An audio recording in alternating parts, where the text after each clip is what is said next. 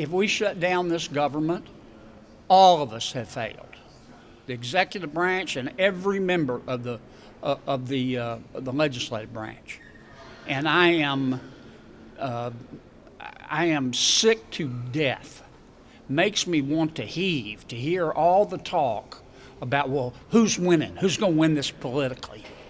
The American people don't care who wins this politically. They don't care who's liberal or conservative or who's right or who's left or who's up or who's down or who's winning a political battle. They want this problem solved. There's only one person in the United States who has continually had a gleam in his eye every time he's talked about the shutdown, and that's Donald J. Trump. He has been asking for this, tweeting about it, pleading for it, threatening it for his entire time in office. There is a bipartisan deal that's on the table that the White House blessed just 48 hours ago. Just 48 hours ago, the White House said this was fine. And now it's getting to the White House, and President Trump says, oh, by the way, I'm backing out of the deal. Now I want $5 billion. And what is he willing to give for the $5 billion? He's willing to say, I will not punish 800,000 federal employees at Christmas time. You do not negotiate with a bully. Listen, the president was unequivocal this morning. If Chuck Schumer and the Democrats adopt an extreme line that they're not willing to give a penny for border security, then Schumer will go forward and shut the government down. And that would be an unfortunate thing. You know, earlier this year we saw a Schumer shutdown where Chuck Schumer did that previously.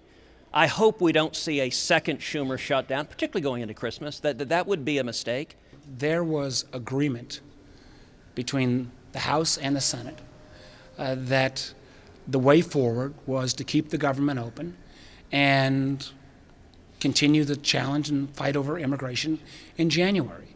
The remarkable thing is that had virtually unanimous support in the Senate when it was passed by a voice vote.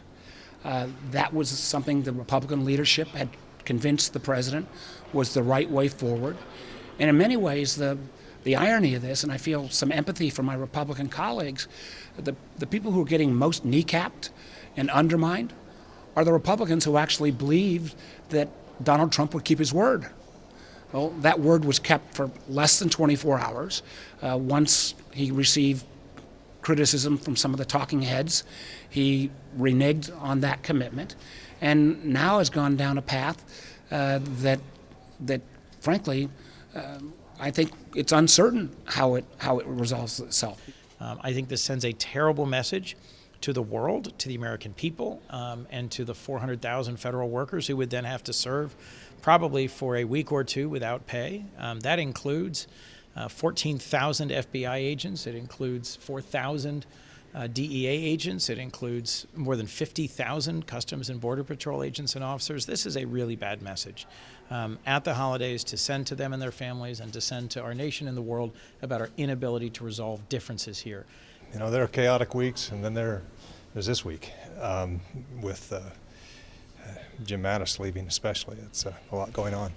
So you hate to do CRs, but it looked like we had a deal, and I guess we don't.